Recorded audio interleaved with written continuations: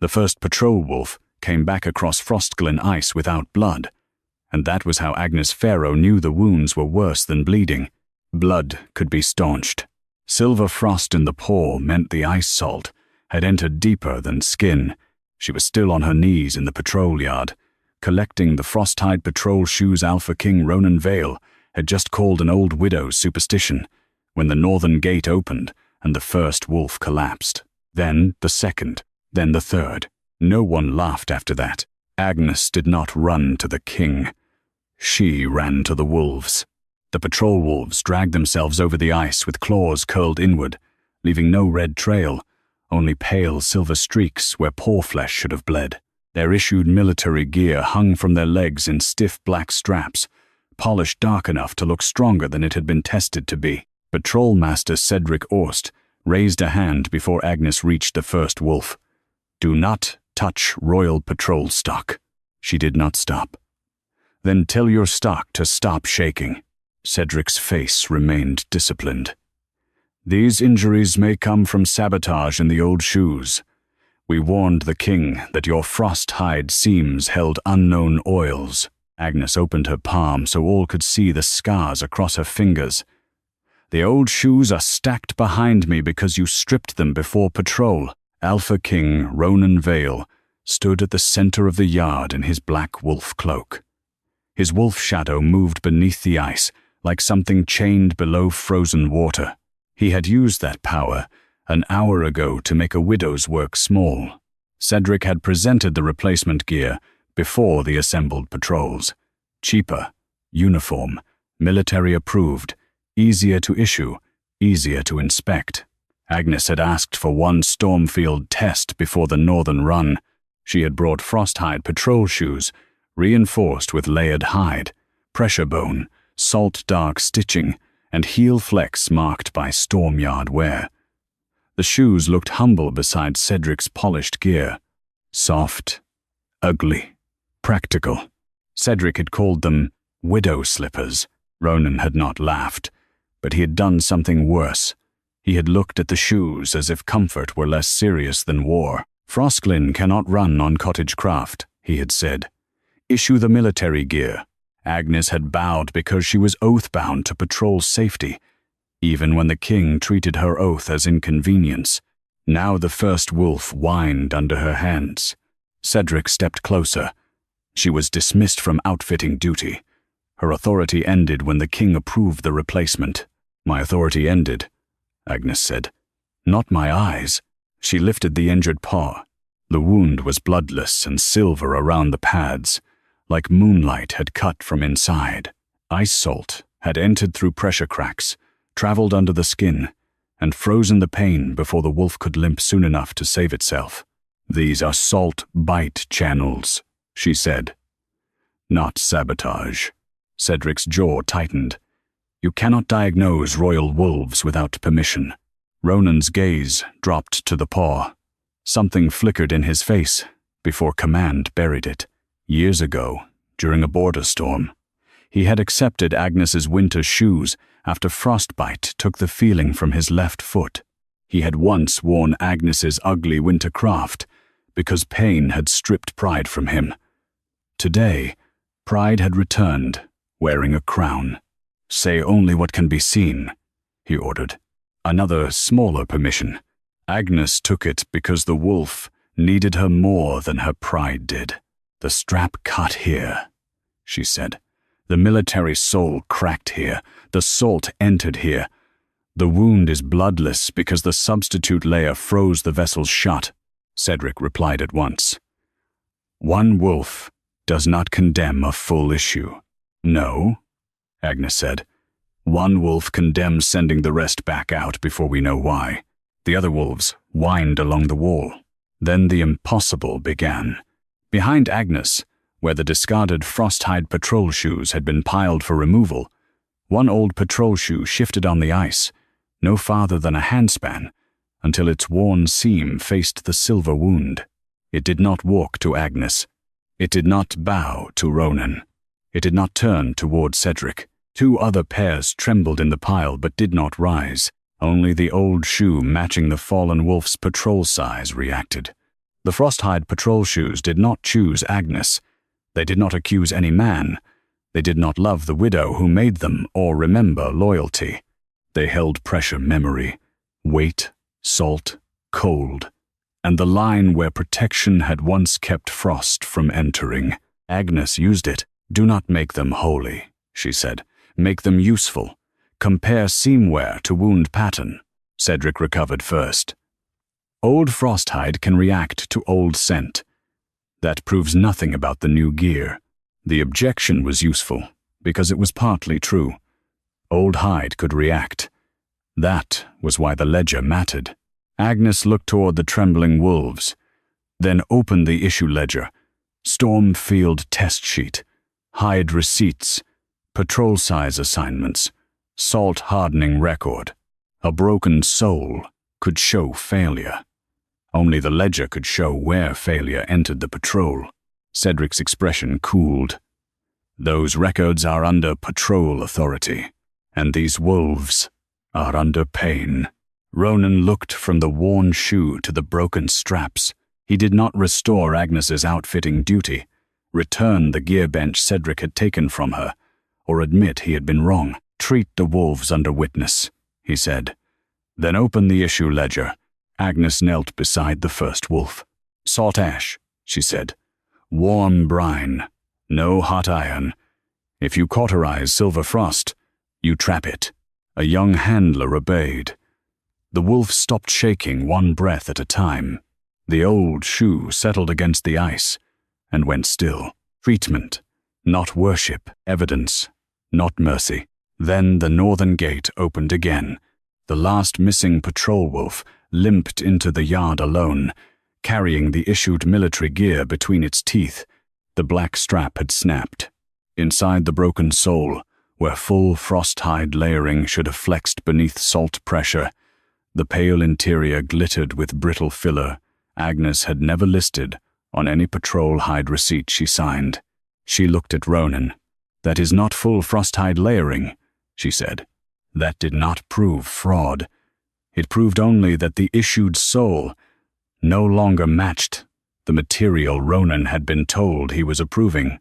Cedric stepped toward the broken gear to protect custody, not yet guilt, and the old shoe beside the wounded paw twisted once toward the broken sole, not toward Cedric, not toward the king, only toward the material that had failed. The issue ledger did not say Cedric's gear was false. It said 3 patrol sizes had received winter soles before the hide receipts were complete. That was enough to keep the broken sole from becoming rumor. Agnes Fairrow stood beside the wounded patrol wolves with salt ash on her fingers and no authority on her wrist. Her outfitting bench remained under Patrol Master Cedric Orst's control. The frosthide patrol shoes she had collected before dismissal still sat in a guarded pile, one old shoe resting near the first wolf's silver paw wound, as if pressure memory had gone quiet after doing only what it could. Alpha King Ronan Veyl ordered the issue ledger, hide receipts, supplier sheet, Stormfield test record, salt hardening roll, patrol size assignments, and approval packet opened in the yard. He did not apologize. He did not restore Agnes's outfitting duty. Her standing widened only to gear failure comparison. She could read sizing, stitching, salt marks, hide layers, and field wear. She could not reclaim the gear bench, accuse Cedric of substitution, condemn the full military issue, or treat one broken sole as proof that every replacement shoe was unsafe. Cedric made that limit enter the record. "Incomplete receipts do not mean failed equipment." "No," Agnes said. "They mean the equipment should not have entered a Stormfield as complete." The issue ledger, named the replacement issue, by patrol size. Size 7, deep pad wolves. Size 9, long stride border wolves. Size 12, heavy winter runners. Those were the 3 sizes Agnes had marked for reinforced testing, because Frostglen ice cut differently under weight, stride, and turning pressure. Those were also the sizes that had returned wounded. The match did not prove the entire issue wrong. It proved Agnes's rejected test list had named the exact sizes where failure now had bodies. Ronan looked at the columns. "Who approved the replacement gear?" Cedric answered before the clerk could tremble. "I approved patrol readiness. The gear standard was approved by the Military Supply Office. Did you sign the full material report?" "I signed the readiness summary sent to your table." Agnes heard the difference. Ronan did too. The approval packet showed the King's mark on a one-page gear standard. Uniform winter patrol equipment. Reinforced Frosthide substitute layer. Reduced weight. Approved for northern deployment. Attached field record. Pending. Not failed. Not passed. Pending. Ronan had signed from the standard, not a storm field test record. A silence moved over the ice, quiet enough for the wounded wolf's breath to be heard. Cedric said, "Storms were forming. We could not delay border patrol for cottage comparison." Agnes answered, "You delayed the test until the storm became the test." The storm field sheet was nearly blank. No Frostglen Seldrun.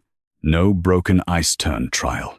No heavy runner pressure test. Only indoor flex inspection, dry yard stride check, and strap tension review.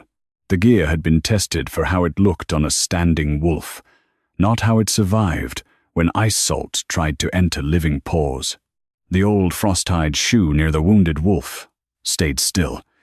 It had already shown its pressure memory. Now the records had to do what old hide could not. "Do not make it speak," Agnes said before anyone could whisper. "Measure it." The salt-hardening roll was opened. Agnes's old Frosthide patrol shoes had been soaked, dried, flexed, salted, warmed, and flexed again for 7 nights before issue. The military replacement soles had been hardened for 2 nights under reduced salt standard. Reason: substitute layer lightens faster.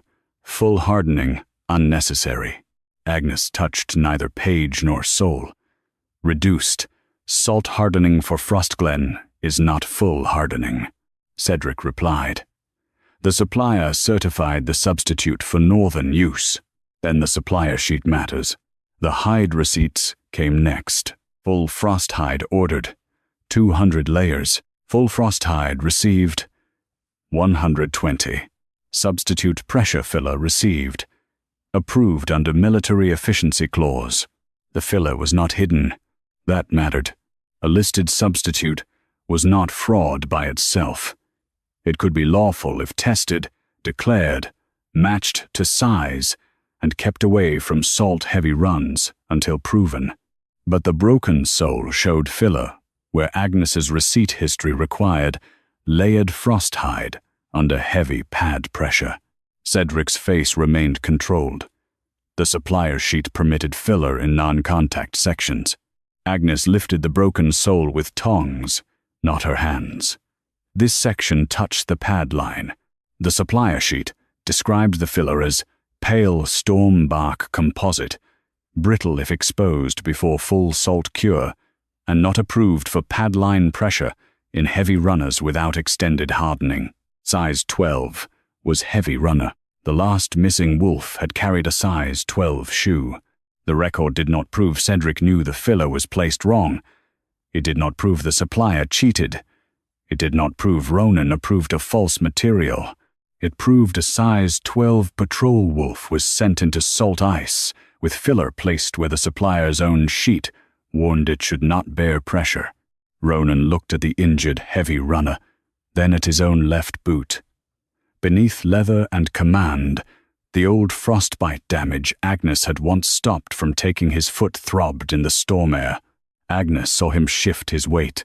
She did not spare him. "You once wore my ugly craft, because your pain told you the ice was stronger than pride," she said. "Today you needed a ledger before you believed the wolves." His eyes met hers. No apology came, only the next order. "Open the supply custody line," he said. "Not the full patrol inquiry." Another smaller answer. The custody line showed the military gear entered Frostglen Yard in 2 deliveries. First delivery, full Frosthide sizes 4 through 8. But size 7 carried no extended salt hardening mark. Second delivery. Substitute. Layer sizes 9 through 12. The second delivery arrived without Agnes's inspection mark, because her bench had been suspended pending military replacement. That absence did not make Cedric guilty. It made the bench suspension part of the supply chain, Cedric said. Her inspection was no longer required. Agnes answered, "That is how the missing test disappeared with my name."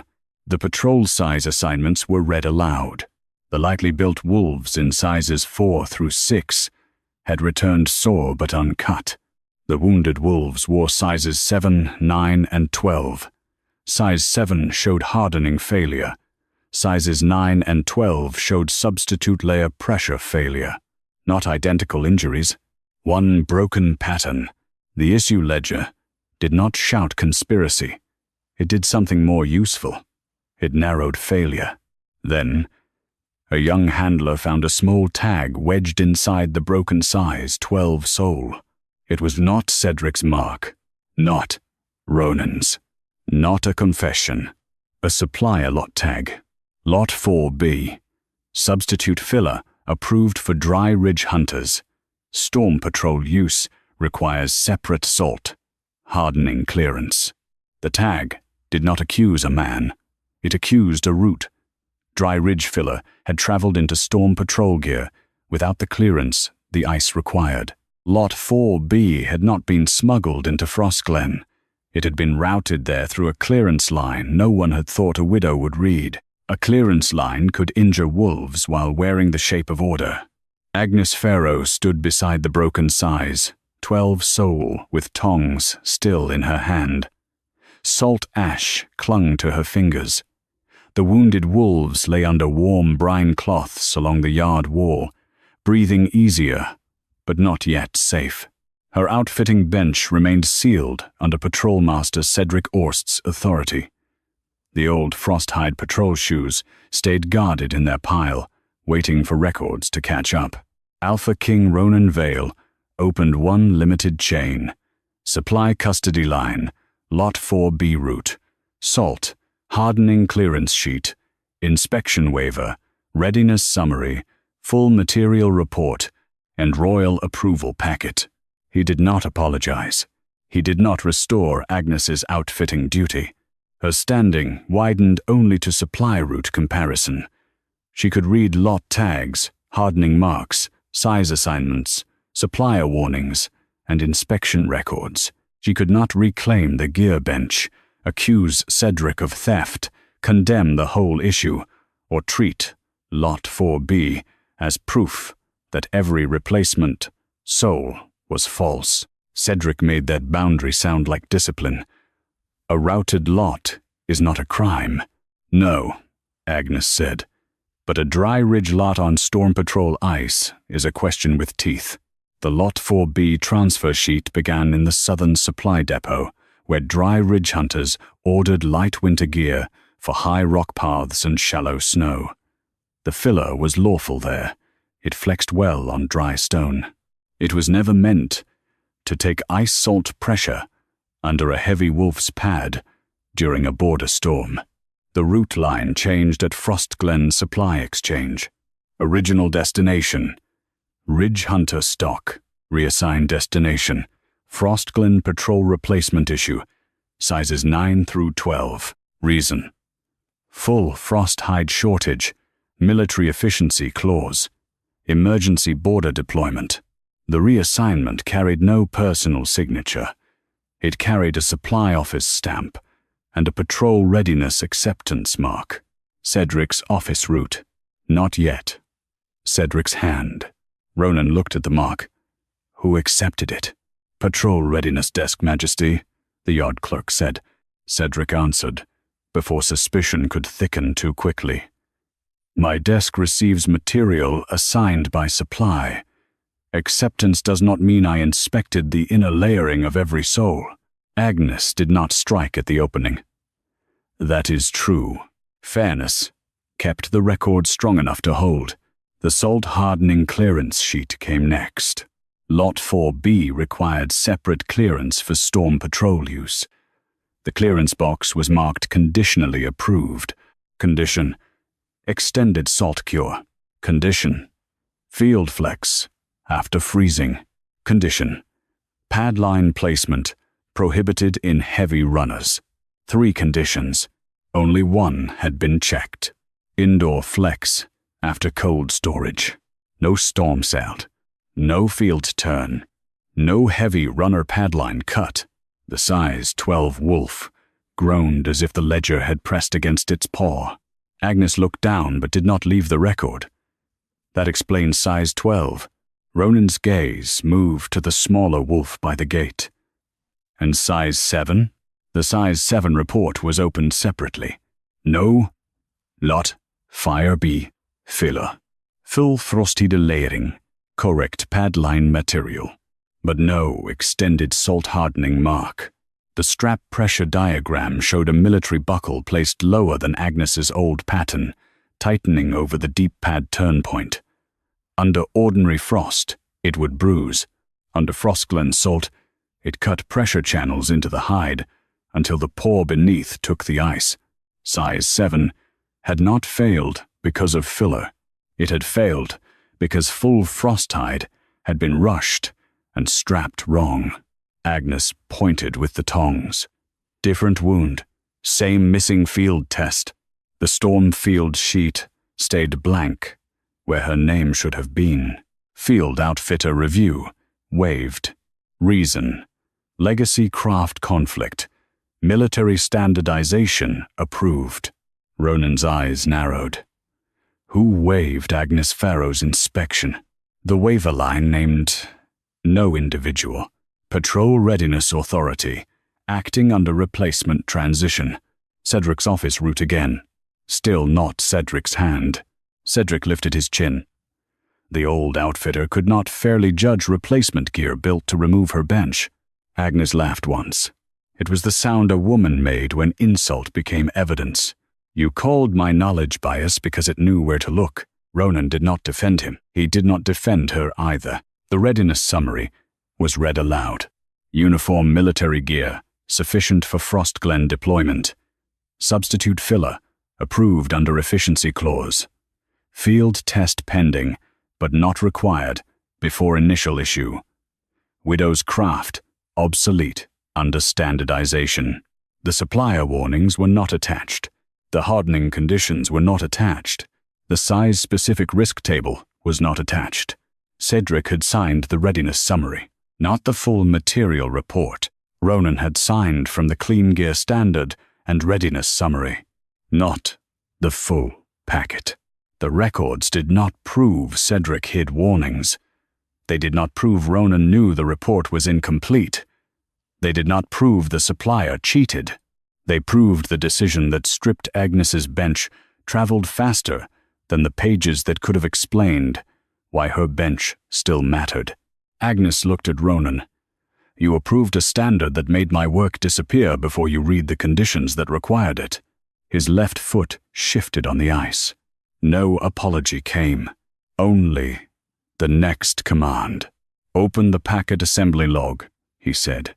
Not the full supply trial. The order was still not trust. It was a king following damage back through the papers that had made his command look clean.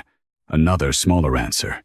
The packet assembly log showed 3 bundles prepared for the king. Full material packet. Readiness summary. Clean gear standard. The fuller the record became, the smaller the approval looked. Only the last 2 reached the royal table before approval. The full packet was marked, delayed for inspection reconciliation. Inspection reconciliation meant Agnes's waived review. The bench suspension had not merely removed a woman from work. It had removed the one pending mark that kept the full packet from closing. Cedric's expression remained controlled. That is administrative sequence, Agnes answered. So were the wounds. The final sheet was a supplier notice, dated 2 days before patrol issue. Full Frosthide shortage may be relieved by reserve stock currently held for private winter hunting contracts, pending Crown priority request. That notice did not prove theft. It proved only that better material had existed inside Frostglen's reach before the wolves were sent out. Reservestock. Fill Frosthide. Not Lot 4B filler. Not proof of theft. Not proof Cedric sold anything. But proof that true material existed somewhere while patrol wolves were sent onto salt ice with incomplete clearance. Ronan looked at Cedric's office mark. Agnes looked only at the notice. At the bottom, under recipient, stood one office route. Frostglen, Patrol Readiness Office. The reserve Frosthide had not been stolen from the patrol. It had been waiting behind private contracts while wolves bled silver into the ice. That difference kept Cedric Orst standing. It also kept Agnes Fairrow from letting the record become too simple. She stood in the yard with the broken-sized 12 sole clamped between tongs. The wounded wolves lay beneath warm brine cloths, their paws wrapped open enough to breathe salt bite out instead of trapping it under clean leather. Her outfitting bench remained sealed. Her authority remained suspended. The old Frosthide patrol shoes stayed silent in their guarded pile. Alpha King Ronan Veyl opened one limited chain. Reserve stock custody, private hunting contracts, Crown priority request, supplier notice route, readiness office receipt, and inspection, waiver delay. He did not apologize. He did not restore her bench. Her standing widened only to reserve stock comparison. She could read material custody, priority rights, inspection triggers, contract dates, and notice routing. She could not seize private stock, accuse Cedric of diversion, void hunting contracts, or claim reserve Frosthide belonged to patrols before Crown priority was invoked. Cedric made that limit public. Private contracts are lawful. The Crown cannot break them because one patrol issue failed. No, Agnes said. But the Crown can read the page that tells it how to protect wolves before private hunters. The supplier notice had arrived 2 days before the patrol run, received by Frostglen Patrol Readiness Office, stamped at second bell, entered as supply condition advisory. No field urgency mark. No Crown priority request attached. Ronan looked at the stamped line. Who received it? A readiness clerk stepped forward, pale under his cap. The desk received it, Majesty. Notices are sorted by category before senior review. Which category? Supply summary. Agnes looked at the notice. It was not a summary. It named reserve stock. The clerk lowered his eyes. The attached sheet did. The front line said shortage relief pending Crown priority. The front line had been read. The attached warning had slept underneath it. The reserve stock custody roll named where the full Frosthide lay. 60 layers in North Barrow Hunt storage, 40 in Greyheart Winter Kennels, 30 in a private storm, Hound Lodge under Orstmore lease, and 70 layers held by the supplier for Noble Ridge hunts, awaiting final payment. Cedric's surname did not appear as owner. Orstmore did. That did not make Cedric guilty. It made the private chain close enough to require daylight. Cedric's expression tightened. Orstmore lease is a family land name. It does not mean I control those hides. Agnes did not overreach. Then the custody will show who could release them. The private contracts were read next. They were lawful, prepaid, and older than the replacement order. Their holders had paid for full Frosthide before the border storm worsened. The supplier could not move the hides to patrol use without Crown priority or voluntary release. The Crown priority rule was plain. In border emergency, Alpha King, or Patrol Master, may request immediate transfer of reserve Frosthide to patrol stock, with compensation entered against the Crown Winter Fund. A field outfitter could initiate the request if inspection found patrol issue incomplete. Agnes lifted her eyes. There it was, her missing mark, her waived inspection. The route that would have turned warning into action had been cut when her bench was called biased. Ronan read the rule again. His left foot shifted, as if the old frostbite remembered being saved by the very craft he had removed from procedure. "Could I have overridden the private contracts?" he asked. "Yes, Majesty," the clerk said.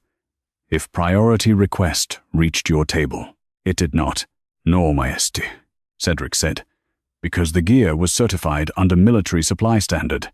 Agnes answered, "Certified by a summary that did not include the conditions." The Readiness Office route showed why the request never formed. Supplier notice received. Material shortage noted. Inspection. Review pending. Field outfitter review waived. Priority request unnecessary unless inspection dispute entered. No inspection dispute existed because Agnes's review had been waived before she could make one. The office had not hidden her objection. It had removed the path where her objection became official. The records did not prove Cedric buried the notice. They did not prove the clerk meant harm. They did not prove Ronan would have approved the override if asked. They proved that once Agnes was removed as a biased widow, the system could treat incomplete gear as complete because the one person trained to object had been made procedurally silent. The size 7 wolf whimpered when a handler changed its wrap. Agnes turned at once. "Loosen the lower buckle line. Salt ash at the pressure split. Do not bind over the turn point." The handler obeyed without waiting for Cedric. A small rebellion of care. Ronan saw it. Still no apology. Only another order. "Open the senior review copy," he said. "Not the contract seizure." Another smaller answer. The senior review copy showed Cedric's desk had received not the full supplier notice, but a condensed supply summary. Full Frosthide shortage manageable under substitute efficiency. No immediate crown priority required unless field inspection fails. The field inspection had never happened. Cedric had signed readiness from that summary, not the reserve stock attachment, not the private contract list, not the crown priority rule. Agnes let that stand because truth had to carry all its weight. "Then your signature is not proof you saw the reserve attachment." Cedric looked at her as if he had expected hatred and found something more difficult. "But you did sign away the test that would have shown it mattered," she said. The yard went quiet. Ronan looked at the broken soul, the Lot 4B tag, the wounded wolves, and the office route that had made his approval clean. "Open the notice attachment custody," he ordered. Cedric said, "That enters supplier correspondence. It enters the path that failed my patrol. The attachment custody line named 1 transfer after the Readiness Office stamp. Copied to Patrol Master's receiving desk. Copied to Military Supply Liaison. Copied to Private Contract Holding Clerk. The last office should not have received patrol urgency material unless reserve stock was being discussed." The private holding clerk's reply sat beneath the attachment. "Crown priority not requested. Private reserve remains locked for contracted winter hunt." At the bottom, a note had been added in careful ink. "If patrol still requires full Frosthide, submit crown request before storm issue." No such request existed. But beneath the note was a second line, written later in a different hand. "Proceed with Lot 4B to avoid reserve disruption." Avoiding reserve disruption did not sound like cruelty until Agnes Fairrow saw what the reserve was protecting. The later line had been written beneath the private holding clerk's reply, smaller than the official notice, neat enough to look harmless, and late enough to pretend it was only caution. "Proceed with Lot 4B to avoid reserve disruption." The words did not name Cedric Orst. They did not name Ronan Veyl. They did not say let patrol wolves bleed. They only placed private inconvenience ahead of field protection before ice proved the cost.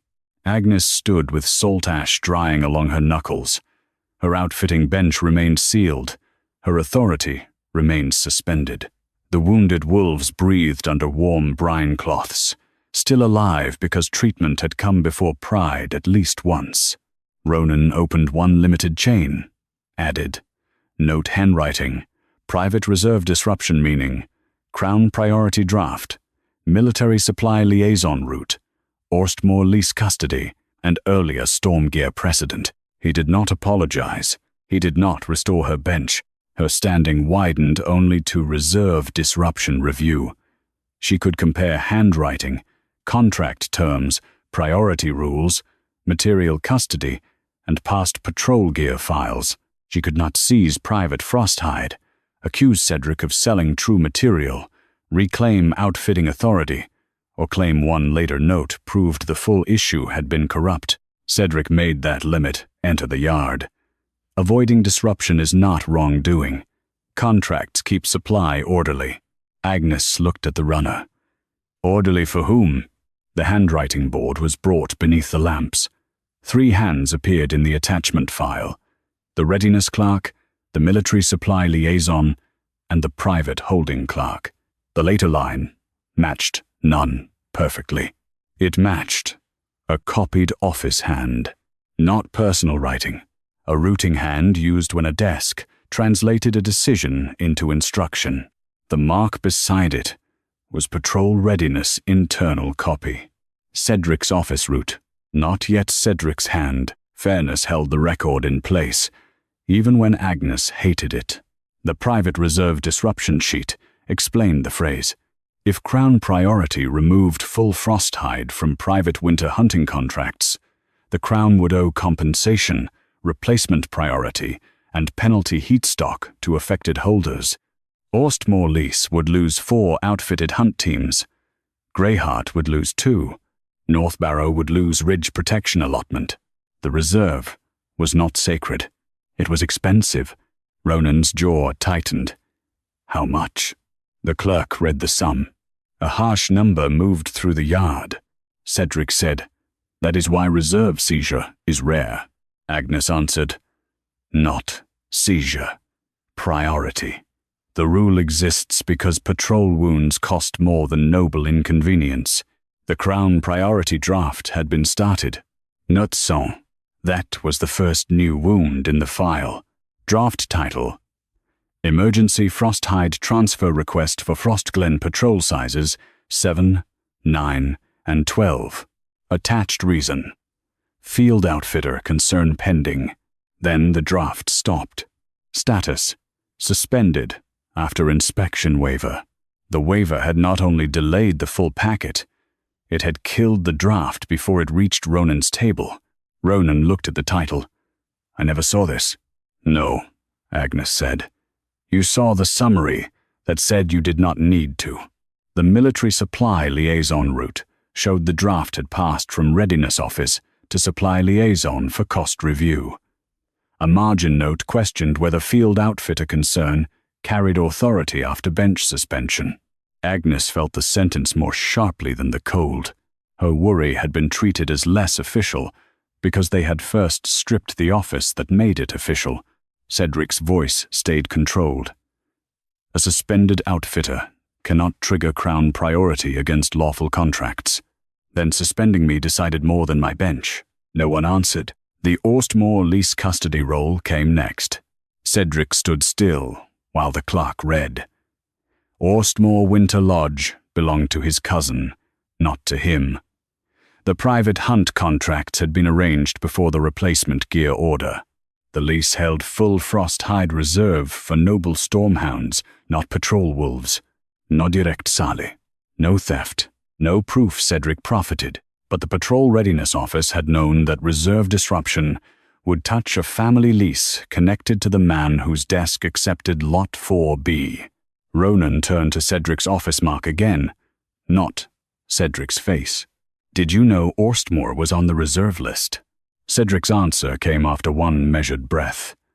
"I knew my family held a winter lease. I did not know it sat inside this supplier reserve." Agnes did not call him a liar. The record did not let her. Then the custody route must show who did. The private holding clerk's copy had been addressed to 3 offices: Supplier Accounts, Military Supply Liaison, and Frostglen Patrol Readiness Office. Beside Orstmore lease, a red flag had been marked. Conflict Review, if Crown Priority requested. Conflict Review had never opened because Crown Priority had never been sent. The system had avoided the conflict by avoiding the request. The old Frosthide shoes stayed still in the guarded pile. No tremor, no mercy. The yard had to read what craft could not say. Ronan's left foot shifted again on the ice. Agnes saw it, and did not look away. You could have overridden private stock, if I had known. You made not knowing easy. The word struck harder than accusation, because they were exact. He still did not apologize. Open the earlier storm gear precedent, he said. Not the full death file. Agnes went cold, not from Frostglen, from memory. Which precedent? She asked, though some part of her already knew. The clerk opened a narrow blue ledger. 3 winters earlier, a patrol had gone out during the Black Rime storm with emergency gear shortages. A Crown priority request had been drafted for full Frosthide reserve, then suspended because private contract disruption was judged excessive for a reduced patrol. 1 wolf had returned. 5 had not. Among the dead was Fairrow, Agnes's husband. Cedric spoke carefully. That file concerns an old patrol under different command weather. No, Agnes said, voice almost quiet. It concerns the first time someone decided private reserve disruption weighed more than patrol feet. The old file did not prove Cedric caused Ewan's death. It did not prove today's failure was deliberate. It proved the phrase had a history in Frostglen, and Agnes's grief had been living beside a procedure no one thought she would ever be allowed to read. At the bottom of the old draft, beside the suspended Crown priority request, was the same office route, Frostglen Patrol Readiness, and beneath it, in a young officer's hand, now older by 3 winters, stood one name as Receiving Master, Cedric Orst. The old Receiving Master line did not make Cedric Orst a murderer. It made Agnes Fairrow's widowhood part of the same supply question. That was worse in its own way. A murder could be imagined as a blade in the dark. A supply question wore gloves, stamps, and winter rules. Agnes stood over the blue ledger without touching it. Salt ash had dried white on her fingers. Along the yard wall, the wounded patrol wolves slept uneasily under warm brine cloths. Her outfitting bench remained sealed. Her authority remained suspended. The old Frosthide patrol shoes stayed silent. Ronan Veyl opened one limited chain. Black Rime storm precedent. Crown priority draft. Fairrow's patrol gear issue. Receiving master custody. Reserve. Disruption review. And post-patrol inventory. He did not apologize. He did not restore her bench. Her standing widened only to precedent comparison. She could read gear files, storm marks, priority rules, receiving lines, and injury notes. She could not declare Cedric guilty of her husband's death, seize reserve stock, reopen the full death inquiry, or turn grief into proof before the records carried it. Cedric made that limit necessary. Old storm casualties cannot be folded into today's equipment failure, because the widow recognizes a phrase. Agnes looked at him. No, but repeated phrases deserve witnesses. The Black Rime file named a patrol of 6 wolves, reduced patrol, border ice, visibility, broken. Gear shortage noted. Crown priority draft started, then suspended after reserve disruption review. The reserve stock then belonged to 3 private winter hunt contracts and 1 noble stormhound kennel.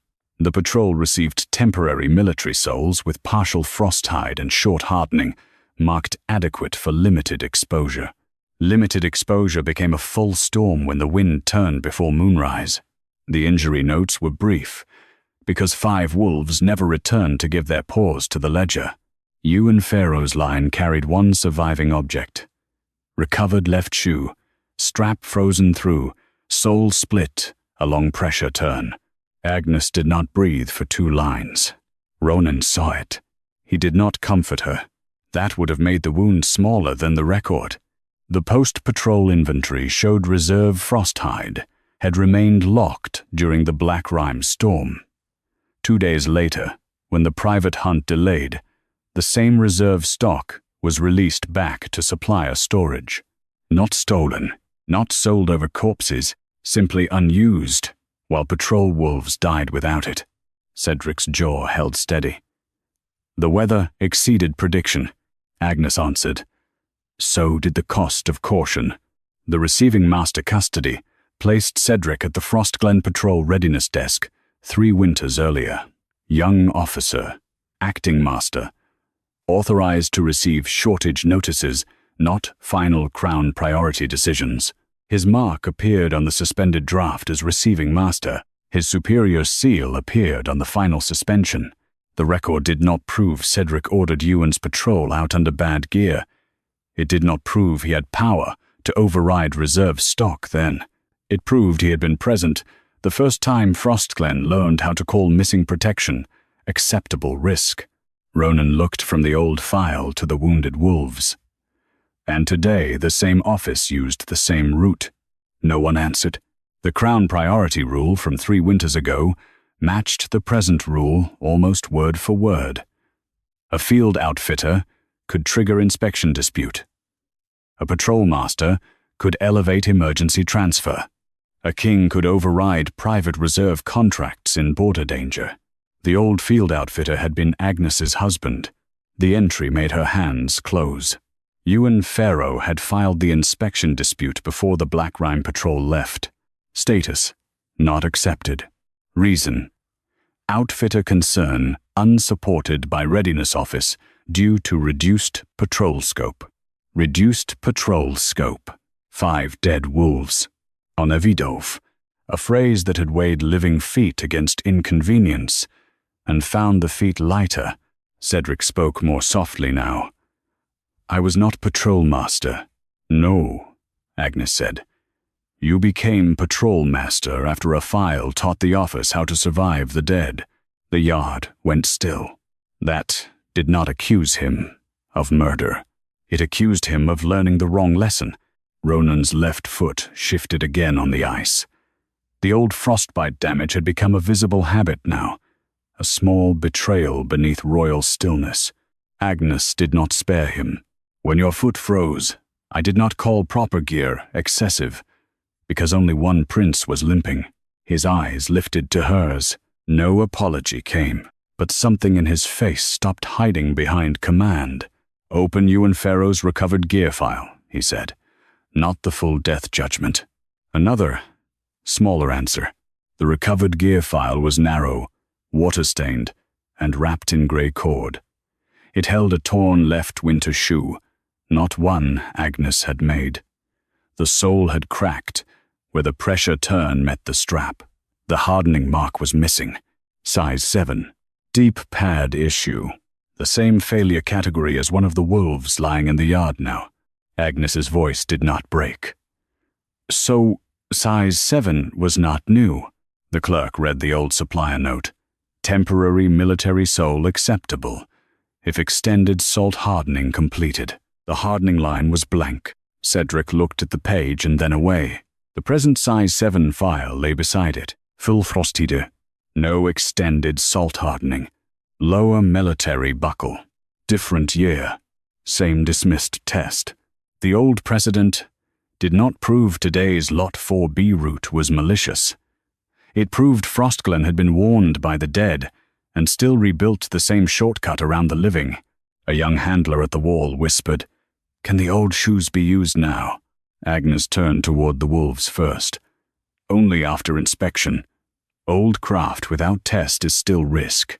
Even now, she would not let grief become superstition. Ronan heard it. Cedric heard it. The patrol yard heard what they had mocked as widow craft. Not sentiment, but discipline. The reserve disruption review added one final page. After the Black Rime deaths, a recommendation had been written. Field outfitter inspection must not be waived during Frostglen storm issue. It had been approved by the Winter Safety Council. Agnes stared at the line. Ronan looked toward the present inspection waiver that had removed her review. The 2 pages could have spoken across 3 winters if anyone had allowed the older one into the packet. "Where was this recommendation filed?" Ronan asked. The answer came from the storage mark. Patrol Readiness Archive. Restricted precedent. Access by Patrol Master approval. Cedric closed his eyes for one breath. Not confession. Recognition. Ronan's voice turned dangerous. "Who withdrew it before the replacement gear summary was assembled?" The archive slip was produced under grey wax. "Withdrawn 7 days ago. Purpose. Standardization review. Returning officer. Cedric Orst." The missing recommendation did not condemn Cedric Orst. It showed where Agnes Fairrow's warning had been removed before the king could pretend it had never existed. Restricted precedent. Standardization review. Returning officer. Patrol Master Cedric Orst. Those words stood on the archive slip like boot marks in snow. They did not say he falsified a soul. They did not say he sold Frosthide, hid Lot 4B, or wished wolves to limp home with silver wounds. They said the old safety rule had passed through his custody 7 days before the new gear was approved. Agnes did not touch the slip. Her outfitting bench remained sealed. Her authority remained suspended. The wounded wolves still lay under warm brine cloths, breathing through pain that had begun as paperwork. The old Frosthide patrol shoes stayed silent in their guarded pile, no longer allowed to be miracle or witness. Ronan Veyl opened one limited chain: archive withdrawal record, standardization review file, safety council recommendation, packet assembly route, inspection waiver draft, and restricted precedent access. He did not apologize. He did not restore her bench. Her standing widened only to archive custody review. She could compare dates, routing marks, policy language, and packet contents. She could not accuse Cedric of murder, seize reserve stock, declare the entire gear issue corrupt, or claim the old recommendation alone proved intentional harm. Cedric accepted the limit too quickly. "I withdrew the precedent for standardization review. That is not concealment." "No," Agnes said. "Concealment requires intent. Custody requires the page be where men need it before wolves are sent out." The withdrawal record showed the Black Rime recommendation had been taken from the Patrol Readiness Archive 7 days before the replacement gear summary was assembled. Purpose. Standardization review. Return status. Pending. No copy attached to current gear packet. The Safety Council recommendation itself was read aloud. During Frost Glen's storm issue, field outfitter inspection must not be waived when gear changes material, strap pressure, hardening duration, or patrol size category. Every condition named the current failure. Material changed. Strap pressure changed. Hardening duration reduced. Patrol sizes 7, 9, and 12 altered. The rule had been written after you and Fairrow's patrol died. Agnes heard her husband's name without hearing it spoken. The line carried him anyway. Ronan looked at Cedric. "Why was this not in the packet?" Cedric's voice remained steady. "Because it was under review. The new issue was a military standard, not cottage variation." Agnes turned at that. "You keep calling fieldcraft cottage work because it lets you ignore field law." The standardization review file gave the phrase its official shape. Legacy outfitter methods conflict with uniform issue. Inspection authority should transfer to Patrol Readiness Office for consistency. Existing safety recommendations under review for compatibility. Compatibility. A word smooth enough to bury pain. The file did not cancel the Black Rime rule. It did not legally replace field inspection. It proposed review while the old recommendation remained active. That mattered. The rule had been pulled from the archive before it was repealed. The packet assembly route showed 3 hands after Cedric's withdrawal. Archive clerk, readiness compiler, royal courier. The compiler built Ronan's summary without the restricted precedent, because the page was marked under review, not available for attachment. Ronan had received a packet that looked lawful, because the contrary rule had been traveling elsewhere. Again, clean command, dirty absence. Agnes looked at him across the ice. You were not given the rule that should have stopped you, but you did not ask for the rule after stripping the woman bound to keep it. His left foot shifted. No apology came, only tension sharp enough to make the captains look down. The inspection waiver draft came next. Field Outfitter Review waived, due to legacy craft conflict. Beneath it, an earlier draft had read differently. Field Outfitter Review, required unless safety precedent suspended by council. That line had been crossed out, not by Cedric's handwriting, by the readiness compiler's hand. Beside the deletion stood a margin note. Precedent withdrawn for standardization review. The records did not prove Cedric ordered the deletion. They proved his withdrawal made the deletion possible. Cedric said, "A compiler made an error." Agnes answered, "A compiler used the status your custody created. The restricted precedent access role named who could withdraw such a file. Patrol Master, Winter Safety, Council Chair, Royal Field Marshal, or Alpha King. Ronan had not requested it. The Council Chair was absent at a border hearing. The Field Marshal's mark did not appear. Cedric's did. Ronan's voice darkened. "Did you inform my table that the active safety recommendation had been withdrawn?" "No," Cedric said. "It was under internal review." "Before or after you signed the readiness summary?" "Before." The answer entered the record like a blade not yet turned. Agnes did not make it more than it was. That proves knowledge of withdrawal, not knowledge of failure. Cedric looked at her then, and for the first time, his calm seemed to hate her precision more than her anger. A handler cried out from the wall. The size 9 wolf had begun worrying at its wrap, not from pain, but from numbness returning wrong. Agnes crossed the yard before anyone permitted it, then stopped with her hands lifted. Ronan's jaw clenched. "Under witness," he said. Another, smaller permission. She knelt without touching the wolf, until the handler held the paw open. "Loosen the middle wrap. The salt is leaving. If you bind too tight, you cut the feeling we need back." The wolf's breathing eased.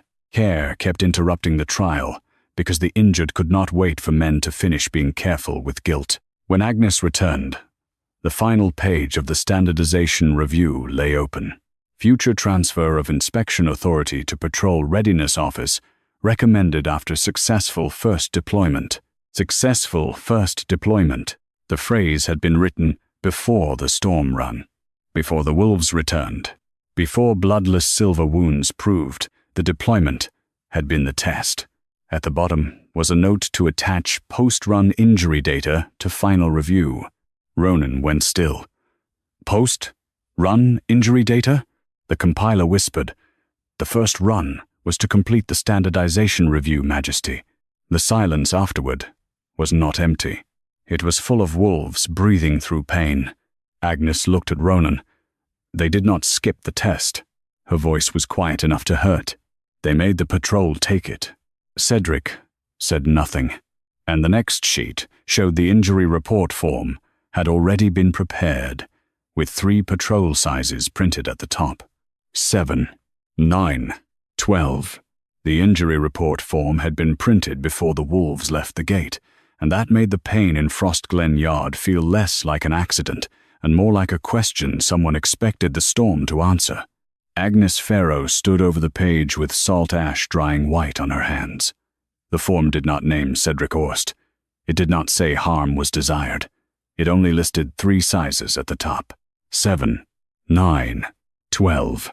The same sizes she had asked to test. The same sizes now lying under warm brine cloths along the yard wall. Alpha King Ronan Veyl opened 1 limited chain. Post, run injury form, deployment trial file, size, risk forecast, standardization review datasheet, reserve stock comparison, and field worker exclusion notes. He did not apologize. He did not restore Agnes's outfitting duty. Her standing widened only to deployment data review. She could compare printed sizes, risk categories, salt wounds, gear failures, and field notes. She could not seize the gear bench, accuse Cedric of planning injury, condemn patrol authority, or claim the prepared form proved the wolves were sent out to be harmed. Cedric found his voice. Preparing injury forms before a new issue is standard caution. No, Agnes said. Caution prepares treatment. This prepared justification. The deployment trial file carried a careful title: Initial Field Confirmation of Military Winter Gear under Frostglen Conditions. Not Storm Field Test.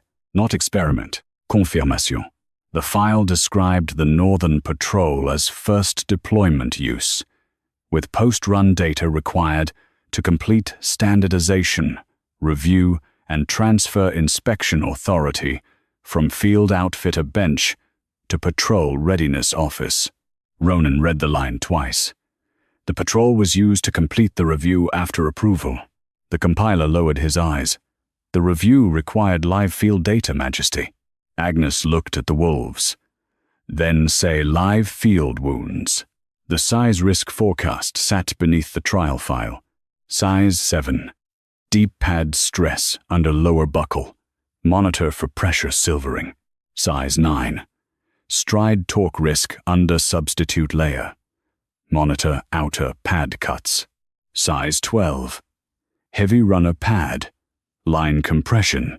Monitor filler fracture. Monitor. A gentle word for sending wolves into known failure points. Cedric said, Forecast does not mean certainty.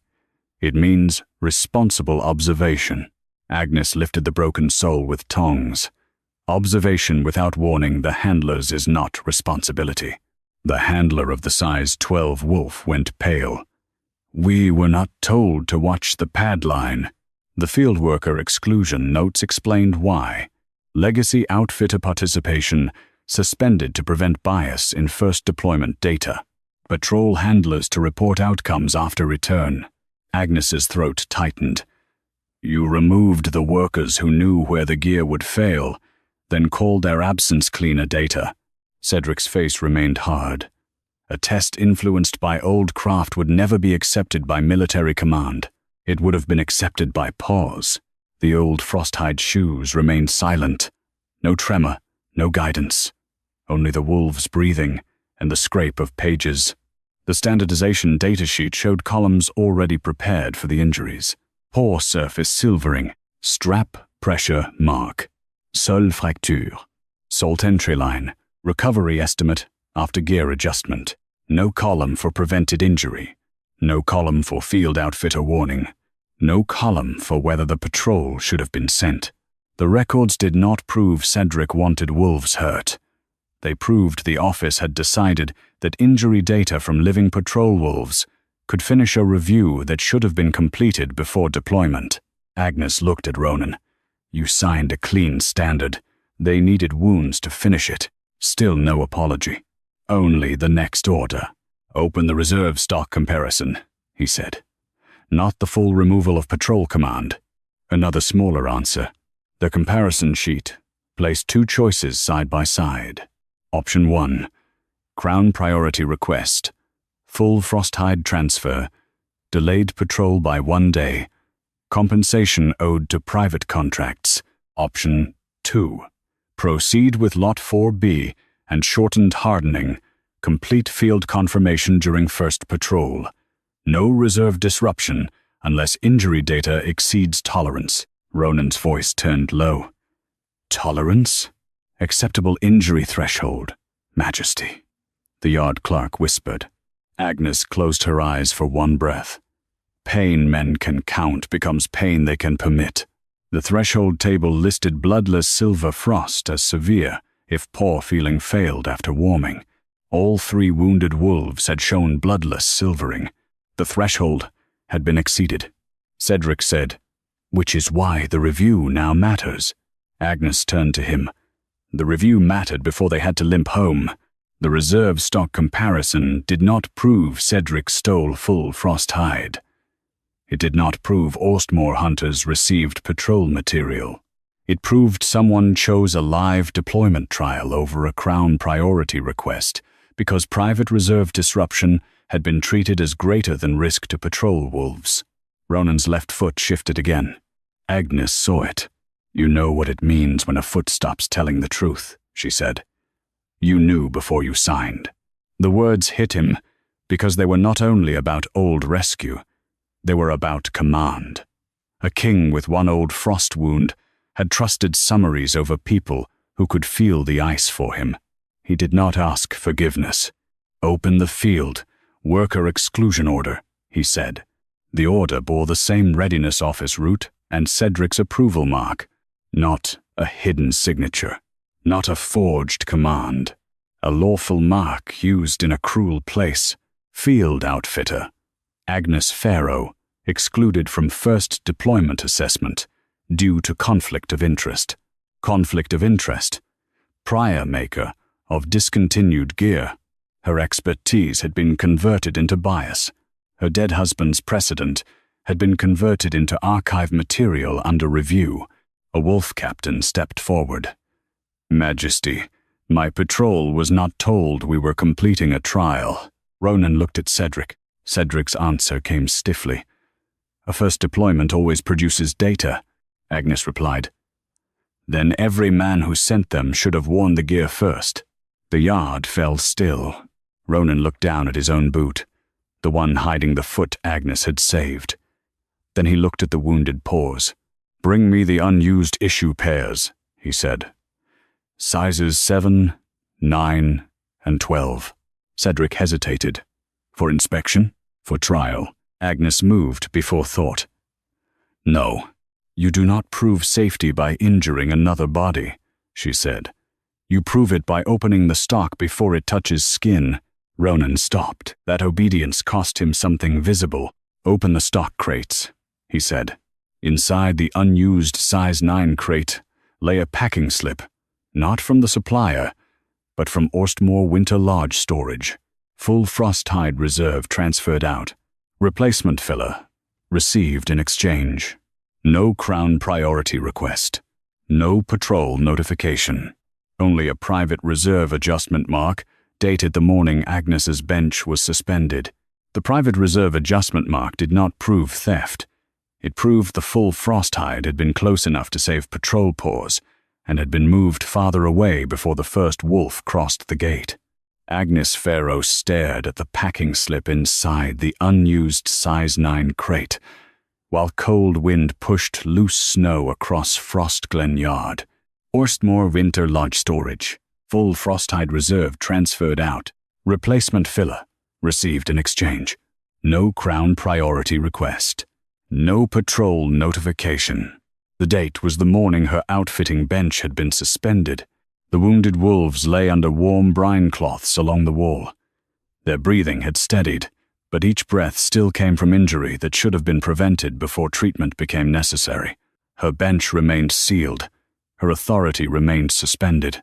The old Frosthide patrol shoes sat silent in the guarded pile, no longer asked to move, warn, or remember for men who had finally run out of excuses not to read. Alpha King Ronan Veyl opened one limited chain. Private reserve adjustment, Orstmore storage route, exchange receipt, hunting contract amendment, unused stock crates, reserve ledger, and patrol notification record. He did not apologize. He did not restore her outfitting duty. Her standing widened only to reserve exchange review.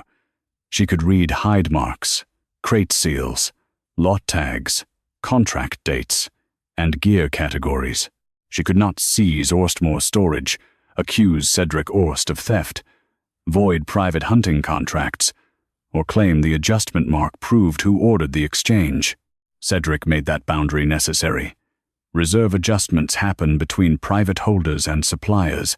Patrol readiness does not govern every lodge storehouse. No, Agnes said. But patrol readiness accepted what came after that adjustment.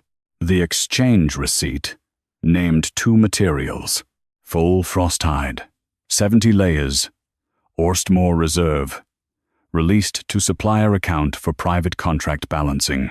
Stormbark filler, Lot 4B, received as replacement reserve. The exchange was lawful if the receiving party knew filler was for dry ridge hunters and kept it out of storm patrol gear without clearance. The problem was not exchange alone. The problem was route. 2 days after the exchange, Lot 4B was reassigned from dry ridge stock to Frostglen patrol sizes 9 through 12. Cedric's face remained controlled. The supplier reassigned it. Agnes nodded once. That may be true. The handlers looked at her as if mercy had no place beside wounded wolves. She was not giving mercy. She was keeping the record from breaking under hunger. The Orstmore storage route showed the full Frosthide left the lodge under a private reserve adjustment seal. It did not enter Frostglen patrol stores. It traveled south to supplier account reserve, marked replacement pending. At the same time, Lot 4B filler moved north, not hidden, not stolen in a sack, moved by exchange paperwork that made cheaper material look like available winter stock. The hunting contract amendment sat beneath blue wax. Orstmore hunters agreed to delay 4 Stormhound fittings in exchange for compensation credit and priority return of full Frosthide after border stabilization. Ronan looked up. Delay? Then the reserve was not locked beyond reach. The military supply liaison lowered his head. It was negotiable, Majesty. Yet no crown priority request was sent. No, Majesty. Agnes looked at Cedric's office route, not his face. Because the system chose an exchange instead of a request, Cedric said. The system chose available stock. Available for whom? No one answered quickly enough. The unused stock crates were opened by size.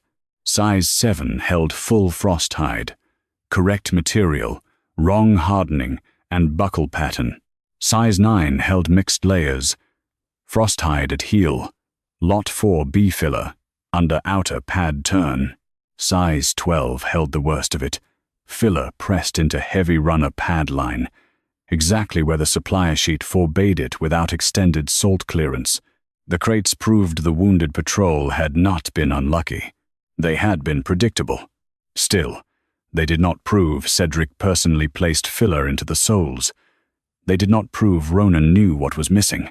They proved a private reserve exchange had fed the same lot into the exact patrol sizes Agnes had named for testing. Ronan's left foot shifted again. This time, he did not hide it well. Agnes saw pain move through the king before pride closed over it. You still cannot feel the ice properly on that side, she said. The yard went silent. Cedric's eyes flicked to Ronan's boot. Ronan's wolf shadow stiffened beneath the ice. Agnes did not soften the truth. That is why I made your old pair thicker on the left. You knew my work was not vanity when it kept your own foot from lying to you. He looked at her for a long moment. No apology came, only the next order, rougher than the others. Open the patrol notification record. Another smaller answer. The notification record showed no warning to handlers about Lot 4B, no notice of reduced salt hardening, no size 7 strap pressure risk, and no instruction to monitor bloodless silvering. The injury form had been prepared. The warning had not. That was the shape of the harm. The reserve ledger offered one final distinction. Full Frosthide reserve remained available for Crown priority until first patrol issue closed. After issue closure, remaining reserve could be held for private return unless severe injury threshold was exceeded. Agnes looked toward the wolves. They made the wolves exceed the threshold before the rule could value them. Ronan's hand closed over the ledger edge. Cedric said, That interpretation assumes intent. No, Agnes answered. It assumes consequence. The young handler who had found the first Lot 4B tag lifted another slip from the size 9 crate. Majesty. The slip was a field comparison note, folded beneath the filler lining. Agnes recognized the old pattern marks before the clerk read them. They were copied from Frosthide patrol shoes she had made for Ronan years ago. Left, thickened sole, frostbite compensation, pressure, turn correction. Her private field design had been used as a shape guide for the new military gear, but the note beneath it said, "Remove asymmetric widow adjustment for uniform royal appearance." Ronan went very still. Agnes's voice was barely above the wind. "You did not only replace my work," she said. "You made it look straighter by cutting away the part that knew where pain lived." Then the final crate seal cracked open. Inside lay bundled full Frosthide layers, not filler, stamped with an Orstmore return mark and stored under patrol yard inventory, not private lodge custody. The material had come back to Frostglen before the patrol returned wounded. On the top bundle lay a release order. Hold full Frosthide reserve until post-run injury data confirms need. The full Frosthide had returned to Frostglen before the wounded wolves did, and still it had waited in a crate while the patrol bled silver into the ice. Agnes Fairrow looked at the release order lying on top of the bundle. Hold full Frosthide reserve until post-run injury data confirms need. Need had come back limping. Need had come back silent, with bloodless paws. Need had come back, carrying a broken soul between its teeth. Ronan Veyl ordered the final chain opened in the patrol yard. Reserve release order, post-run injury threshold, crate intake record, Orstmore return mark, readiness approval, field test suppression, and patrol restoration law. He did not ask Agnes to forgive him. Not yet. Her standing widened to public equipment correction because the wolves were still breathing through injuries caused by a system that had made her knowledge unofficial. She could inspect the full Frosthide, direct emergency refitting, open the gearbench ledger, and compare the release order against the injured patrol sizes. She could not sentence Cedric Orst without tribunal, declare every military standard corrupt, or let old Frosthide shoes replace material records. The release order carried the Frostglen Patrol Readiness Office seal. Beneath it, unlike the earlier routes, stood a written authorization, Cedric Orst. The yard did not gasp. Good records did not need gasps. They needed witnesses. Cedric's face hardened. Post-run confirmation protects Crown stores from unnecessary depletion. It is a standard threshold. Agnes looked at the wrapped paws along the wall. You waited for injury to prove protection was needed.